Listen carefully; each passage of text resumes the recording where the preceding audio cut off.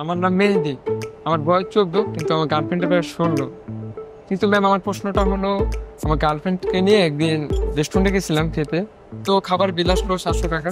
হুম। তো আমি দুষ্টামি করে ওকে বললাম, তুই তো আমার থেকে সিনিয়র, তো বিলটা তুমিই দাও। তো ম্যাম না বললো না, ও আমার কথা মতো বিলটা ঠিকই দিল। কিন্তু ম্যাম তারপর থেকে না আমার জীবনে অন্ধকার নেমে আসছে। কেন?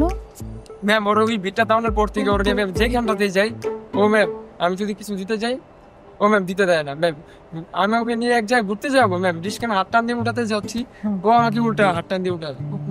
আমি যুক্তির মতো না, কাকে বলবো ম্যাম? রাস্তা পারাপার করতে গেলে কি ম্যাম ছেলে মেয়ের হাত ধরে না, কিন্তু ম্যাম ও উল্টা আমার হাত ধরে। আমি ওকে যখন কল দিয়ে বলি, আসো বেবি আমরা একটু ঘুরি টুরি বা কোথায় যাই, ও আমাকে ম্যাম কি বলে জানেন? বলে তুমি থাকো, আমি আসতেছি, তোমার আসতে অনেক কষ্ট হবে। ম্যাম এর কারণগুলো কি? আপনার সমস্যার মূল কারণ তো ওই 700 টাকা। দেখেন, গার্লফ্রেন্ডের বয়স কম বেশি যাই হোক না কেন, রেস্টুরেন্টের বিলটা না বয়ফ্রেন্ডকে দিতে হয়। হ্যাঁ, যদি না সে নিজে থেকে দিতে চায়। আম, আপনি একটা কাজ করতে পারেন, আপনার গার্লফ্রেন্ডকে নিয়ে ঢাকার বাইরে একটা ট্যুরে যেতে পারেন, আপনার সমস্যার সমাধান হয়ে যাবে। আচ্ছা, থ্যাংক ইউ। তো এরকম সমস্যা আর কার কার আছে? কোনো প্রশ্ন নেই?